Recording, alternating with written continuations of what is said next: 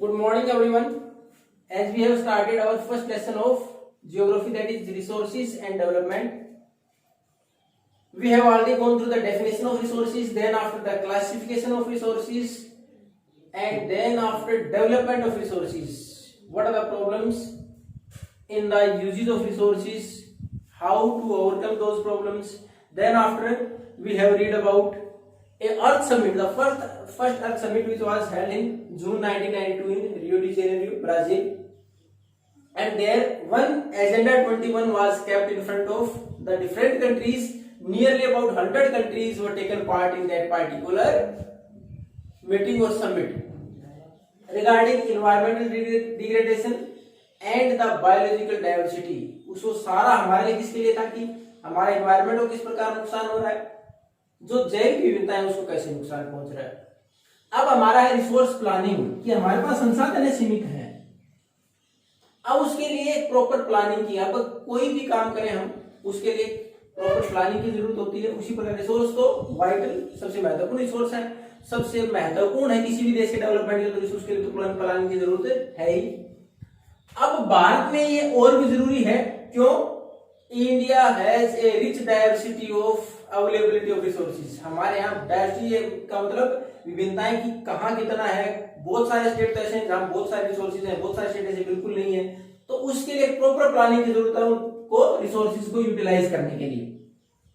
अब इसमें हम पढ़ेंगे कि जैसे हमारे पास एक एरिया ऐसा है, इसको हम छोटा नागपुर रीजन बोलते हैं, जिसमें झारखंड, मध्य प्रदेश, छत्तीसगढ़, ये जो बेल्ट आता है हमारे पास, इसमें रिसोर्सेज कोल है या फिर अदर मिनरल्स हैं, वो काफी है. दूसरी तरफ अगर हम अरुणाचल प्रदेश की बात करें तो अरुणाचल प्रदेश में availability of water is sufficient, पानी पर्याप्त मात्रा में है रिसोर्स के तौर पर, लेकिन हमारे पास वहां इंफ्रास्ट्रक्चर नहीं है. यानी पहाड़ी इलाका है, वहां हम डेवलपमेंट नहीं कर पाए, इंडस्ट्री एस्टेब्लिश नहीं कर पाए, रोड रेलवे ढंग से डेवलप नहीं कर पाए. उसके बाद राजस्थान की बात करें तो जहां हमारे पास नॉर्थ वेस्ट रीजन की राजस्थान की बात करें तो हमारे पास विंड और सोलर एनर्जी के काफी स्कोप है, लेकिन वाटर रिसोर्सेज नहीं है, पानी अवेलेबल नहीं है हमारे पास. तो ये हमारे पास डाइवर्सिटीज बहुत है.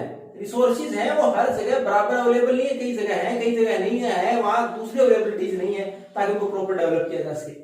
तो उस सब के लिए हमें किसकी जरूरत है? रिसोर्स प्लानिंग की जरूरत है.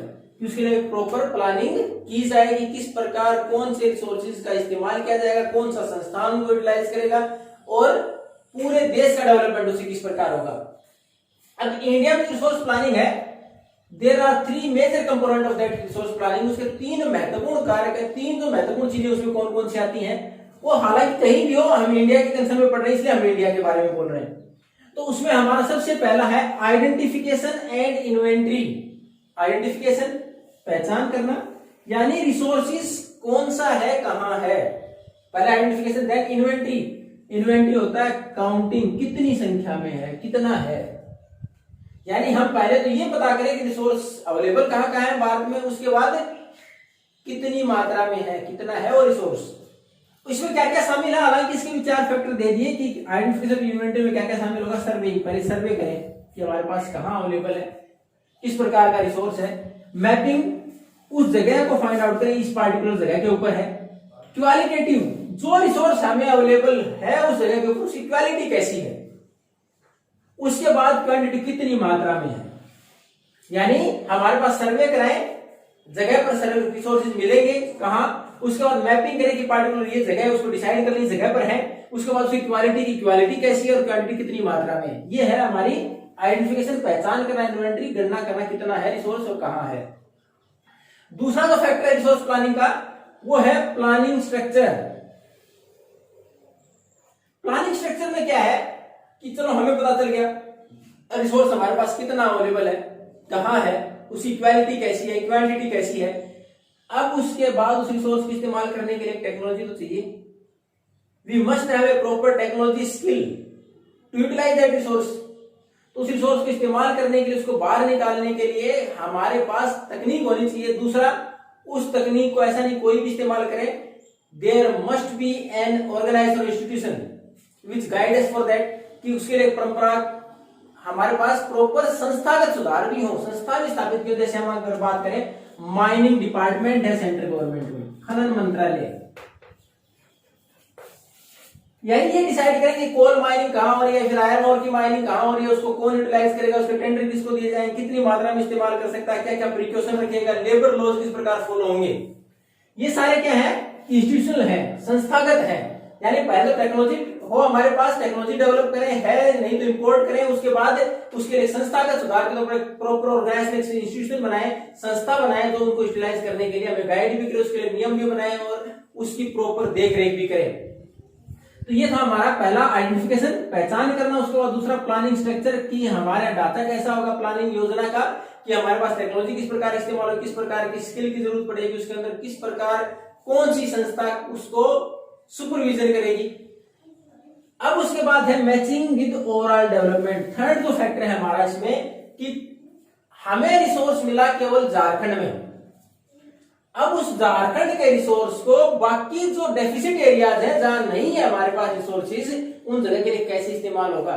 क्योंकि देश का डेवलपमेंट एक पर्टिकुलर एरिया के डेवलपमेंट से तो होगा नहीं, ओवरऑल डेवलपमेंट के लिए हमें पूरे ओवरऑल डेवलपमेंट रिसोर्स को पूरे देश के पर्पज के अनुसार इस्तेमाल करना होगा।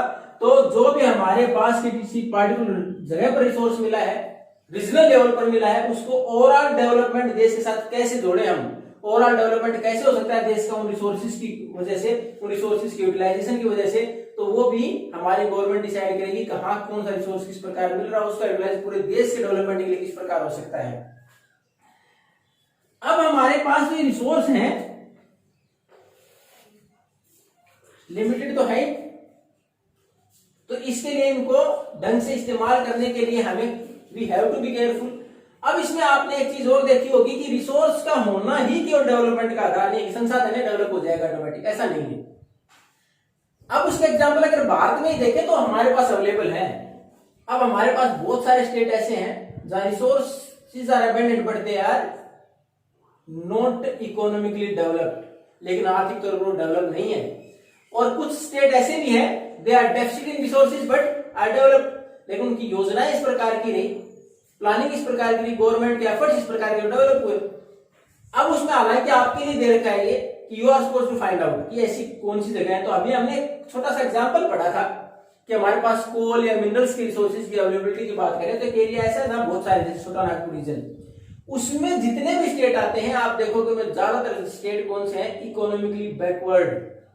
रिसोर्सेज अवेलेबल है लेकिन वो रिसोर्स इस्तेमाल नहीं हो पाए, इसलिए वो इकोनॉमिकली बैकवर्ड है। यानी आज तक वो इतना विकसित नहीं हो पाया, वो स्टेट चाहे झारखंड है, छत्तीसगढ़ है, चाहे मध्य प्रदेश से ज्यादा डेवलप नहीं हो पाए, जबकि रिसोर्सेज थे इनके पास अवेलेबल, उड़ीसा है। अब इसके लिए क्या मतलब रह गया कि सीधा सा मतलब है कि हम उसकी प्रॉपर योजना, टेक्नोलॉजी हो हमारे पास यूटिलाइज करने की, तकनीक हो तभी तो इस्तेमाल होगा, तब वो डेवलपमेंट के काम आएगा। तो रिसोर्स का होना ही डेवलपमेंट का आधार नहीं, उसके लिए प्रॉपर टेक्नोलॉजी भी हो। अब उसी में हमने पढ़ा कोलोनाइजेशन में मुख्य कारण ही क्या था। हमारी जो हिस्ट्री रही उपनिवेशवाद की, ब्रिटिशर्स आए या फिर हमारे यूरोपियंस आए कहें तो, क्योंकि पहले फ्रांसीसी, डच, पुर्तगाली बहुत सारे आए थे, व्यापारी पर्पज से आए थे। किसी लिए आए थे? हमारे पास रिसोर्सेज से तभी तो आए, उन रिसोर्सेज का यूटिलाइजेशन करने के लिए आए। अल्टीमेटली ब्रिटिशर्स ने यहाँ शासन भी चलाया उन रिसोर्सेज को एक्सप्लॉइट करने के लिए। लेकिन क्यों किया उन्होंने ऐसा, हम क्यों नहीं कर पाए उतना?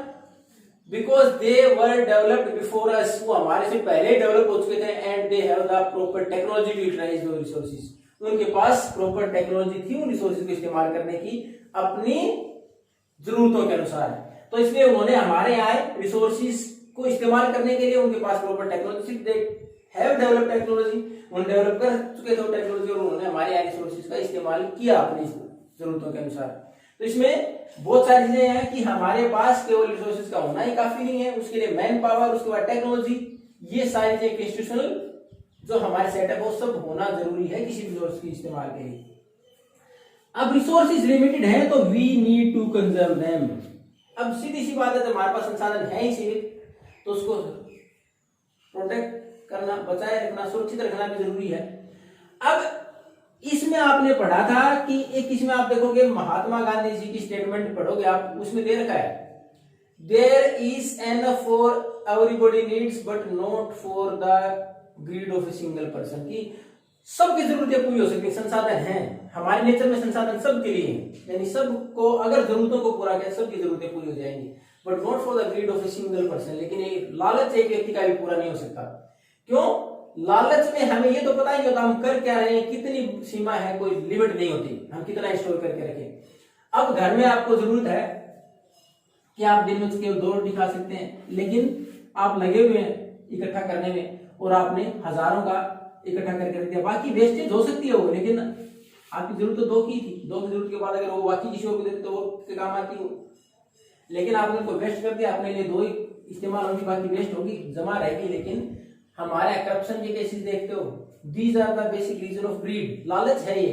अरबों खरबों की प्रॉपर्टी जब हमारे देखते हो, ज्यादातर जो लीडर्स हैं, हमारे नेता हैं, उनको ये नहीं पता होता हूँ कि कहाँ का प्रॉपर्टीज है, और अल्टीमेटली ये भी नहीं पता होता लास्ट में इस्तेमाल कौन करेगा, क्योंकि नेक्स्ट जनरेशन कैसी होगी, इस्तेमाल होगा कि नहीं, उनको कोई मतलब नहीं। केवल they are just because of their greed, केवल लालच में कि पता नहीं हम कितना क्या कुछ कर लेंगे, वो केवल उसको कलेक्ट करके डालेंगे। वही अगर सामान्य लोगों के लिए इस्तेमाल होता तो शायद जो देश में आज 23% बीपीएल है वो नहीं होता। तो रिसोर्सेज सबके लिए है अगर इस्तेमाल नहीं किया जाए तो, लेकिन लालच किसी का पूरा नहीं हो सकता। उसी प्रकार इन्होंने जो हमारे यहाँ गांधी जी ने एक कारण और बताया था कि हमारे जो परेशानियों का कारण वो क्या है कि मास प्रोडक्शन, वो क्या कहते थे, instead of mass production there must be production by masses. और इस स्टेटमेंट को देखो ध्यान से सुनो आप, instead of mass production there must be production by masses, यानी मास प्रोडक्शन एक साथ प्रोडक्शन ज्यादा करने की बजाय ज्यादा लोगों के द्वारा प्रोडक्शन किया जाना चाहिए, ताकि ज्यादा लोगों को काम मिले, ज्यादा लोगों को रोजगार मिले, उनका जो घर का गुजारा वो चल पाए। एक साथ एक व्यक्ति प्रोडक्शन कर रहा है, एक इंडस्ट्री लगा के उसने अरबों का प्रोडक्शन कर दिया, कुछ लोग ऐसे बैठे जिनको कोई मौका ही नहीं मिल पा रहा है। तो production by mass is not mass production. की प्रोडक्शन ज्यादा बढ़ाना जरूरी नहीं है, मास प्रोडक्शन की जरूरत नहीं है, प्रोडक्शन बाय मासेस, लोगों को ज्यादा इस्तेमाल में लाए, लोगों को ज्यादा काम दें, वो ज्यादा जरूरी है। तो ये था हमारा रिसोर्स प्लानिंग के लिए कि हमारे पास सबकी जरूरतों के अनुसार है, लेकिन लालच किसी का पूरा नहीं हो सकता। प्रोडक्शन में ज्यादा लोगों को इन्वॉल्व करके रखें ताकि उन लोगों को रोजगार भी मिले, सर्वाइव कर पाए वो। तो हमारा आज का टॉपिक था रिसोर्स प्लानिंग। इसमें क्या क्या रिक्वायरमेंट थी, हमने 3 फैक्टर पढ़े, आइडेंटिफिकेशन, इन्वेंटरी, कि हम पहले ये पता लगाए कौन सा कहाँ है, कितना है। उसके बाद प्लानिंग स्ट्रक्चर की टेक्नोलॉजी डेवलप करें, टेक्नोलॉजी के साथ साथ इंस्टीट्यूशन डेवलप करें कि कौन सा किस प्रकार इस्तेमाल, कौन सी तकनीक की जरूरत है। Then after matching with overall development कि किसी पार्टिकुलर जगह पर रिसोर्स उसका किस प्रकार इस्तेमाल करें, पूरे देश का डेवलपमेंट हो जाए। उसके बाद कोलोनाइजेशन हमारे यहाँ क्यों हुआ, क्योंकि रिसोर्स हमारे पास बहुत ज्यादा थे और उनके पास टेक्नोलॉजी थी, वो डेवलप कर चुके थे। और हमारे पास कंजर्वेशन की जरूरत क्यों है, बिकॉज दे आर लिमिटेड। और अगर किसी एक व्यक्ति के लालच के लिए पूरा किया जाए तो ultimately it will increase the gap of rich and poor, वो ही बढ़ेगा, बाकी डेवलपमेंट नहीं हो सकता प्रॉपर। तो इससे आगे अगला हमारा लैंड रिसोर्स है, we will continue with that particular topic in the next class. If you have any doubt in this then you can ask. Thank you and have a nice day.